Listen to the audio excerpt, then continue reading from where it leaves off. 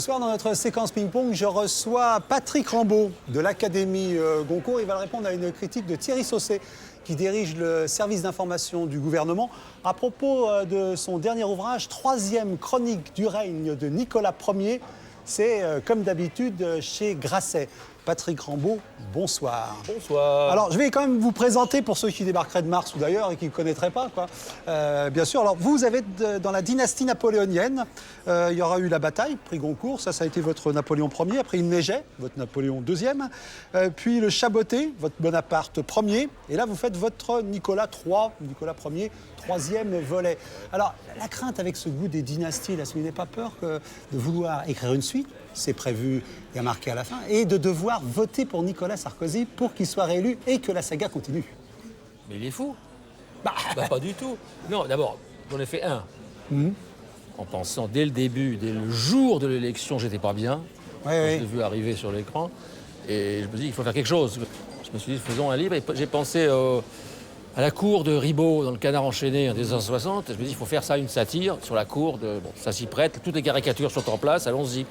Mais je pensais même pas en faire un deuxième. Je pensais même pas qu'il y aurait plus de 4 lecteurs pour le premier. À ce point-là. Mais on n'en sait rien. Oui. Ensuite, il y a beaucoup de gens qui me remerciaient dans la rue, ce qui m'était jamais arrivé à ce point-là, en me disant continuez. Je dis pourquoi pas. Surtout que je m'étais arrêté. Après le premier, je m'étais arrêté avant le voyage croquignolet de Kadhafi à Paris, qui est remarquable. Oui, absolument. Alors c'était un petit manque quand même. Donc j'ai fait le deuxième volume. Et puis voilà, j'ai mis à suivre, parce que autant, quand on commence dans ce genre-là, c'est un projet. Donc il faut couvrir tout le règne. Donc je couvre le règne. Non, mais c'est aussi une douleur abominable. Ah bon, d'accord, vous dites que c'est une douleur. Alors, cette couverture, ce bandeau-là, qu'est-ce que c'est parce qu'on a l'impression que notre président est en Tarzan, et même un peu plus en Tarzoun, vous savez, ce héros de... Ouais. Non, c'est une des photographies de l'année qui m'avait le plus plu, où il est au Cap-Nègre, après son malaise, là. Il y a 20 minutes de paparazzi par jour autorisés. Ils sont sur la plage et je trouve que madame est très bien parce qu'elle a à la fois une pose remarquable, elle a un chapeau, des lunettes de soleil et des palmes. Et notre président, il n'a pas ce bicorne, tout de même. On a rajouté le bicorne et un Ça, c'est pour vous, ça. Et un pagne Tarzan. Oui. Ouais, quand même. Oui, d'accord. Pour le côté Marx Brothers. Alors, qu'est-ce qu'il apporte? Bon, bien sûr, c'est la chronique, hein, on retrouve, et c'est ça qui est formidable dans cette chronique, on retrouve tous les éléments qu'on connaît et qu'on aime. D'abord, ces débuts de chapitre où les choses sont résumées, cette chronologie, c'est-à-dire que les choses se déroulent dans l'ordre. Et puis, on revoit arriver nos personnages. Nous retrouverons la princesse Rama, la baronne Dati, le baron Bertrand, le chevalier Guénaud, et puis le grand-duc de Cannes. Alors, dans cet ouvrage, ce troisième volet est peut-être un peu plus sombre, non? Mais tout dépend des événements. Tout est dicté par les événements. Or, de l'été 2008 à l'été 2009, ce n'est pas la grande rigolade, quand même. On commence à la crise. Alors, commencer avec Kadhafi, c'est amusant. Genre, on peut y aller à fond la caisse. C'est gros show Marx, on peut y aller. Mais commencer à la crise, c'est pas non plus... Et s'arrêter au malaise, bon, entre les deux, il y a une série d'événements que je suis obligé de suivre. Et c'est plutôt une année sombre. Ouais. Mais est-ce que vous salivez un peu? Vous dites, est-ce qu'il va se passer des choses? Vous J'aimerais bien.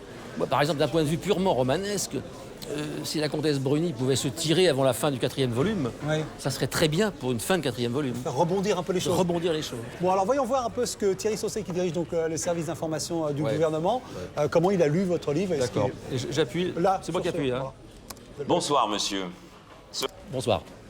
Cela ne vous surprendra pas, j'ai lu votre livre avec un a priori évidemment défavorable. On n'a pas 25 ans de vie commune avec le sujet de votre libelle pour imaginer apprécier une telle caricature. Voilà. J'ai tout de même été un peu rassuré en lisant votre biographie. Nous avons au moins partagé dans notre enfance ou notre adolescence la lecture de Conan Doyle. Ah, on voit qu'il est au service d'information de l'Élysée, parce qu'il s'est bien informé quand même là. Il aurait dû ajouter Tintin.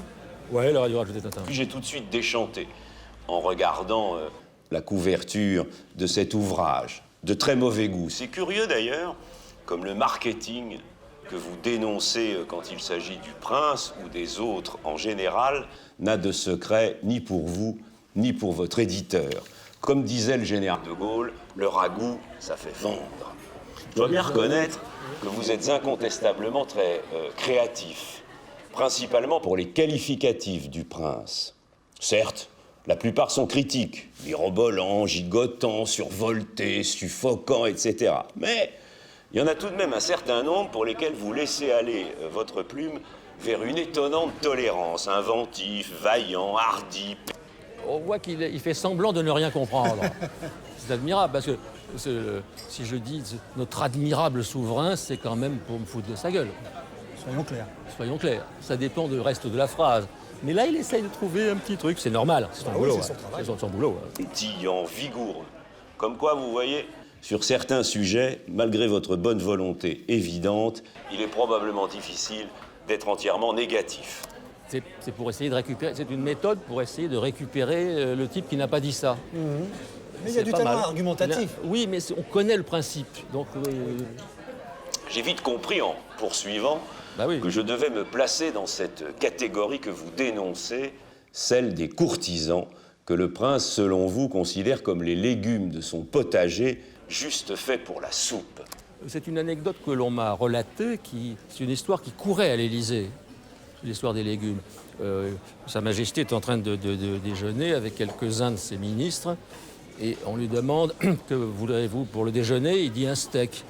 Et le maître d'hôtel dit « Et pour… Et comme légumes ? Et comme légumes et pour les légumes il dit pour les légumes, des steaks aussi. C'est une histoire qui courait à l'Élysée à l'époque. Que j'ai reprise, voilà. Mais il ne la connaissait pas, pourtant c'est le service d'information.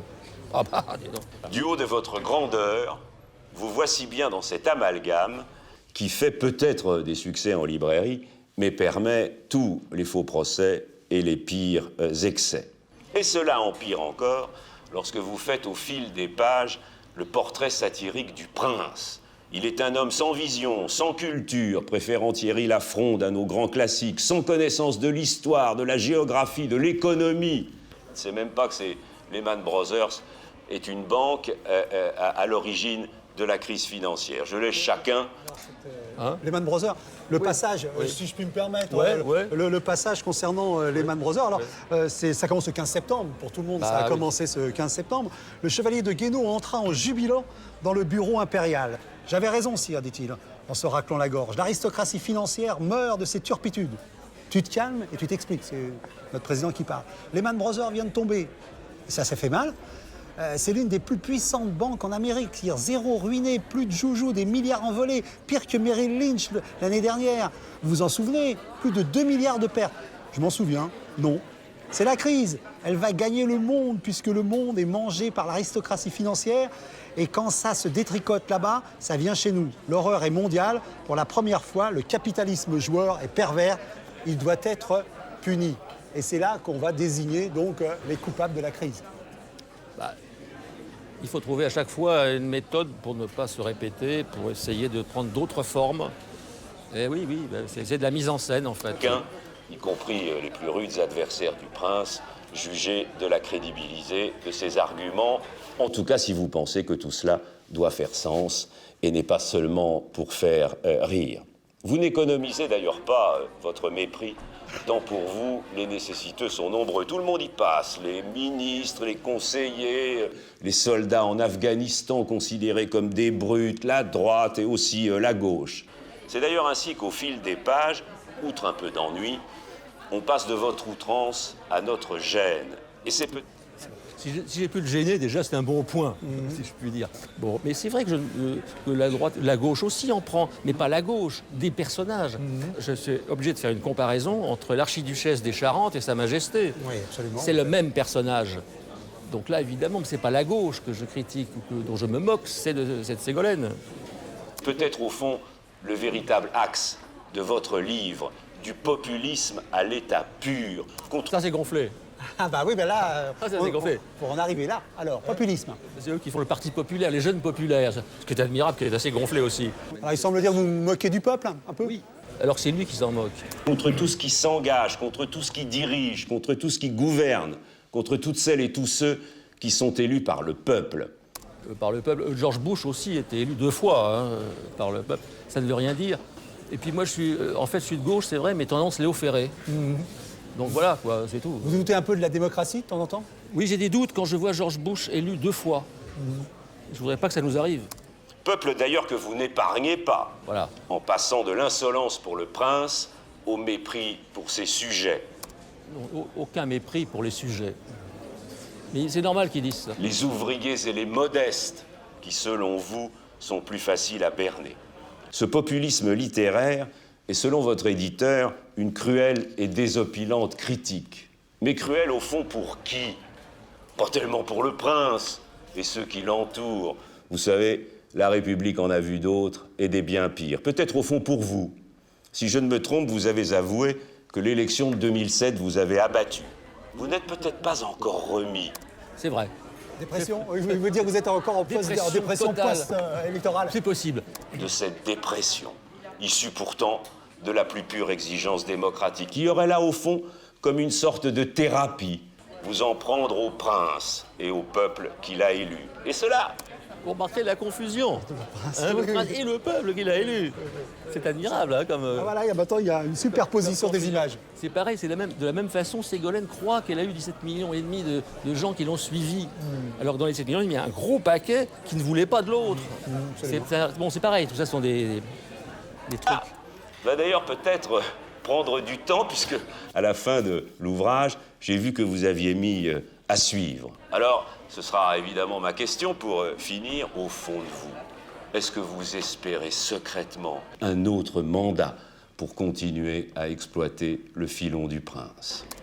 Alors, c'est pas, secrètement, et pas secrètement du tout, j'espère que ça s'arrêtera à 5 ans. Je suis comme la comtesse Bruni. J'aimerais que ça s'arrête au bout de 5 ans. Et ça me suffira, ça me fera 6 volumes. Comment est-ce que vous travaillez? Est-ce que vous êtes plus attentif à l'actualité que vous l'étiez auparavant? Bah, je lis tous les journaux tous les matins. Ouais. On découpe. Pop, pop, pop. On fait des dossiers événementiels, des dossiers sur les personnages pour faire des portraits éventuels. Les gens, ça monte de tous les côtés. Il y a des tas de dossiers de portraits. Je n'ai pas encore utilisé, par exemple, la Marat. J'ai ça sur elle. Ouais. Ou Allègre, j'ai ça. Je pensais qu'il serait ministre pour faire un portrait. Oui. Mais non, pas du tout. C'est comme les nécros, quoi. Il faut que les personnages montent à l'avant-scène pour pouvoir être servis. Mais sinon, vous êtes prêt, vous? Moi, je suis prêt. C'est à eux de se démerder. Voilà. Moi, je relate le règne. Voilà. Alors, si vous voulez être dans la prochaine chronique de Patrick Rambaud, qui sera peut-être la 4e, certainement.